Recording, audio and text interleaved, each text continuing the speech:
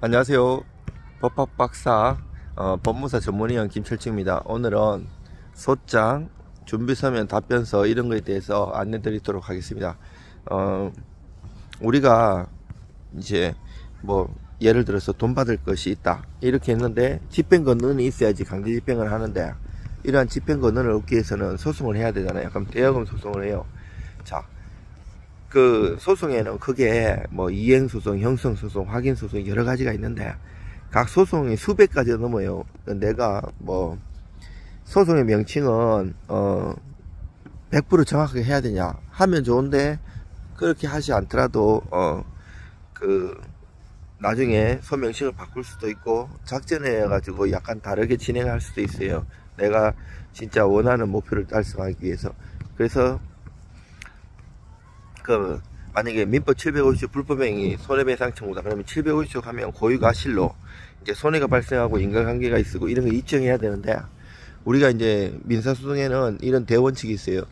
그 입증이 있는 곳에 패소한다는 격언이 있는데, 입증 책임을 있는데 입증을 못하면 안 되는 거예요. 그래서 이게 만약에 민사 같은 경우 3천만원 이하는 소액이고 그 넘는 거는 이제 단독과 이렇게 합의부 쭉쭉 올라가는데, 이것이 이제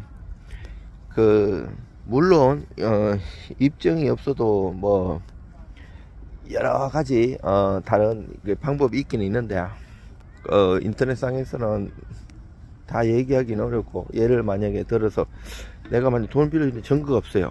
그러면 이 문자 내용이라든지 여러 가지를 할 수 있는데, 그것도 없으면 내용점을 먼저 보내가지고 증거 있는 것처럼 얘기해가지고 그거를 받아올 수 있게끔 그 내용점을 먼저 보내고 증거를 만들어서, 뭐 증거를 만든다는 게 막 조작에 의해 가지고 이거를 뭐 하면 큰일 나고요.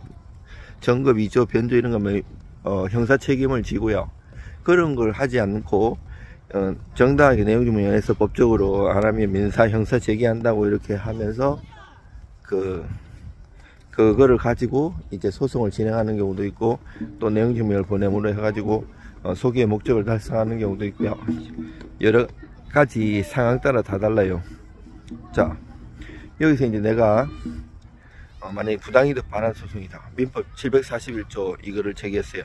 부당이득 관련하고 자립청해야 돼요. 그러면 상대방이 딱 받으면 답변서를 내게 돼 있는데, 답변서 안 내면 이제 무변론 원고 성소 판결을 때릴 수도 있어요. 그리고 뭐 작전상으로 일부러 늦게 그 판결 선고하는, 무변론 선고할 때까지 기다렸다가 답변서 내는 경우도 있어요. 답변서 내면 이제 변론이 진행되거든요. 그래가지고 이게 만약에 그러면 상대방은 답변을 내는데 이 부당이득을 깨주는 거예요. 만약에 불법행위 손해배상이면 그 손해나 고의가치를 깨주는 거고요. 다 형사 같은 경우는 증거 또 탄핵을 해주고, 민사 같은 게 다 뭐 가사고 뭐고 다 이게 가만히 있으면 안 되기 때문에 다 내고 협상을 시도하건 소정을 시도하건 여러 가지 방법이 있거든요. 만약에 3천만원 이하 같은 경우에는 판사님이 이래 보시고 이행공고도 내요. 그러면 2주 내에 이해 안 하면 도달하고 그 다음 날부터 계산해 갖고 초일 불산입이거든요. 그 2주 내에 이해 안 하면 그 확정돼요. 그러면 진짜 어떤 분들은 가족이 받아 가지고 가족이 뭔지도 모르고 떠들고 않고 가만히 냅두면 확정되는 거 소용없어요. 그러면 나중에 이제 강제집행 들어오면 청구이소나 강제집행 정지 신청한 다음에 청구이소 뭐 공탁금도 걸고 이렇게 싸워야 되기 때문에 돈도 많이 들고 더 복잡해요. 그래서 이해할 거는 이해하고 일단 하고 봐야 돼요. 다 진짜 명확한 것도 다 이해해요, 보통 보면. 그리고 이제 그 금액에 상관없이 지급명령이라는 게 있는데, 이거는 인지가 좀 더 싸요, 소송보다. 근데 이것도 2주 내에 이해하면 다시 본안소송으로 진행이 돼요. 어떤 거 이제 소장 받아보면 지급명령 신청 폼인데 소송으로 된 거 있어요. 그거는 뭔가 하면 그 인지나 이런 거 여러 가지 아끼려고 채권자가 지급명령 신청했는데 그 상대방 주소가 제대로 안 적혀 있거나 초본 떼갖고 보정을 해도 상대방이 그 정확하게 그 주소지 안 살고 이러면 도달 안 하면 그 소재기 신청해야 돼요. 소재기 신청해갖고 송달료 인지를 좀 더 내야 돼요. 그래가지고 그 진행돼갖고 소송으로 되는 경우도 있고요. 이제 지지막 각각이 엄청 많아요. 뭐 상황은 그때 우리가 전문가가 있는 거는 적재적소의 경험을 많이 해보면 이게 결이 다 달라요. 공격하는 것도 그렇고 방어하는 포인트도 다 달라요.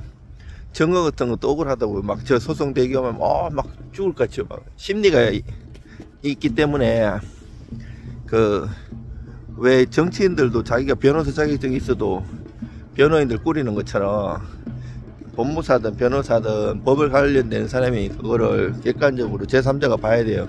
본인이 쓰면 잘 쓰는 것 같아도 불리한 내용을 쓰는 거 자기 몰라요. 그게 자인이라고 하는데 상대방이 그 원용해버리면 쓴 거 그럼 재판에 쳐요. 전것이 그걸 인용되거든요. 그래서 항상 전문가가 그래서 필요한 거고, 막 개인 본인들이 하거나 소송 경험이 많지 않은 사람이 하면 증거 있는 대로 손님이 주는 대로 다 내버리는데 그러면 안 돼요. 우리가 아무리 완벽하게 답변을 써도 말이 있는 사람이고 또 상대방도 법무사나 변호사를 사기 때문에 가만히 있으면 손님한테 욕 들어먹기 때문에 그 답변을 해요. 그냥 막 궤변을 늘어놓기 때문에 증거를 아끼고 나중에 가장 아킬레스건 같은 거 스모킹 같은 경우는 그 내tus다가 나중에 딱 내야 돼요. 그 소송에 또 작전이 되게 많아요. 이렇게 막 그리고 막 변호사님들 보면 그 변론기일 딱 잡히면 막 하루 이전에 놓고 이러는데 판사님이 엄청 싫어요. 판사님도 다음날 재판하는 것도 얘기 많은데 그거 다 봐야 되는데 전날 딱 보내면 짜증 나거든요. 그러면 안 돼요. 넉넉히 일주일 전에는 보내줘야지 서로 공방하고 계속 재판이 막 연기가 안 돼요. 그래 그 하루 전날 보내면 상대방은 또 그거 답변해야 하기 때문에 또 변론기일이 연기되고 고생만 해요. 소송 지연한다고 생각하거든요. 그래가지고 이제 답변하고 그 다음부터는 이제 준비 서면이 들어가요. 준비 서면도 뭐 소장이나 답변해가지고 그냥 말대꾸 하는 식으로 쓰면 안 되고, 내가 만약 공격하는 포인트에서 숫장을 냈으면 상대방이 답변 냈잖아요. 조목조목 반박하면서 그 사실 반박, 법리 반박하면서 점점 건물을 넓게 치놓은 거를 이제 그 조금씩 좁히면서 들어가야 되는 거예요. 좁히면서 들어가가지고 심장을 푹 찔러야지. 그냥 다리 같은데 아무리 찔러도 죽지는 않아요. 그러면 안 되고 정말 요 사안을 정말 다 깨고 있어야 돼요. 저 같은 경우는 아무리 많은 서류를 줘도 금방 파악하는 능력이 있고 책 쓰고 논문 쓰는 걸 되게 좋아해요.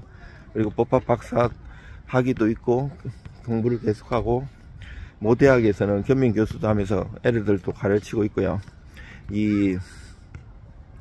그리고 저 같은 경우는 술 담배도 안 해요. 뭐 계속 연구만 하는데 맨날 맡겼더니 법무사 변호사가 맨날 술만 먹고 다니고 이러면 안 되거든요. 그거를 계속 한두 번 보면 안 되고 계속 거의 안체화가 되듯이 어떤 변호인들은 그 재판정에서 막 뒤적뒤적이고 막 사건도 제대로 파악 못하고 우라통이 터진다고 손님들이 막 그렇게 하시는 분들도 있어요. 제대로 이 사건을 계속 보면서 거의 완전 달통이 돼야 돼요. 어떻게든. 근데 사실관계조차 제대로 파악 안 되면 그게 법리 공격이 되겠어요. 안 되죠. 그래 저는 그리고 손님이 그냥 쓰는 거는 참고만 하지 한자도 그거를 안 해요. 다 완전히 갈아엎어 가지고 양도 논문식으로 완전히 쫙 쓰고 국내 국외 논문 이렇게 뭐 비용이 뭐 우리는 저렴해 가지고 큰 돈은 못 벌지만 돈 적게 받는다고 뭐 대충 쓰는 게 아니고 진짜 놀랄 정도로 씁니다. 양도 엄청나게 수십 장으로 쓰고 뭐 수십 장 쓴다고 막 심파조록을 쓰면 안 되고요. 다 한자 한자가 버릴 게 없겠처럼 그렇게 정성들을 써야 돼요. 소송은 정성이에요. 대충 해갖고는 안 되고요. 저도 지금 그냥 핸드폰 하나 듣고 뭐 거치대고 뭐건 아무것도 없어요. 뭐 대본은 있는 게 아니고 오래 하다 보니까 체화돼 가지고 그냥 이렇게 다 이게 조문이고 판례고, 걸도 그래요. 판례도 쭉 그냥 수지장도 막 써나가요. 그 다음에 나중에는 이제 판례번호 정확한 거 달고 싶으면 찾아보면 되는 거고요. 하여튼 뭐 저를 통하든 누구를 통하든 그게 중요한 게 아니고, 정말 제대로 된 사람한테 제대로 맡기고, 아니면 본인이 해도 되고요. 정말 정성스럽게 막 물고 늘어져야 돼요. 근데 막 어떤 분들 보면 개인이 막 3년 4년 소송 끄는 데서 이기는 경우도 있어요. 악착같이 해갖고. 근데 그러면 이제 생활이 못하죠. 그것만 하면 이제 자기 원래 생업으로 돈을 벌어야 되는데, 사실 이 소송에서 이기봤자 뭐 큰 실익도 없는데 그렇게 막 하면 안 돼요. 저도 법무사지만, 법무사 오랫동안 했잖아요. 13년 동안. 근데 옛날에 집 살 때 제가 법무사 등기할 줄도 알지만 내가 그거 몇십만 원 하려고 내가 등기하러 다니고 그러지 않아요. 왜? 나는 내가 나를 필요로 하는 손님이 더 큰 일을 해야 되는데, 또 등기한다고 돌아다니고 막 등기 소하고 서류 작성하고 이러면 안 되기 때문에, 그 자기 하는 일이 있어요. 손님들도 마찬가지. 자기가 다 하는 일이 있잖아요. 그걸로 돈 벌어야지. 그 소송비용 몇십만 원 그거 아끼려고 그 몇 년 동안 하는 거는 아니라고 가요.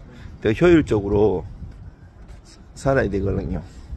하여튼 경기도 지금 요즘 많이 안 좋고, 우리나라가 사계절이 있는 나라인데 이제는 이계절이잖아요. 거의 덥다가 갑자기 확 추워져요.